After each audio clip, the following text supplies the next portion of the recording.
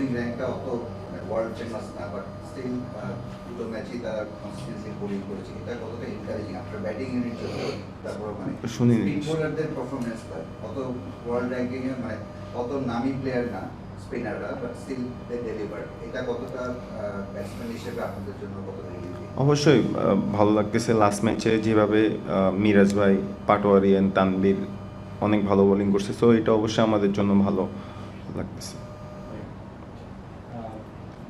আপনি যদিও এই ভেন্যুতে ইন্টারন্যাশনাল খেলা আপনার হয়নি, কিন্তু এর আগে দেশের কথা বলছেন যে এখানে 7 জন ক্রিকেটার আসলে এই দলটা বেস করে আছে।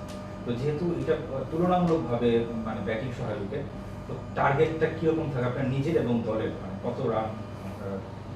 ওইভাবে রান টার্গেট নাই, বাট আমি সবার সাথে কথা বলতেছি, মানে যারা যারা খেলছে সবাই বলতেছে উইকেটটা ভালো আছে।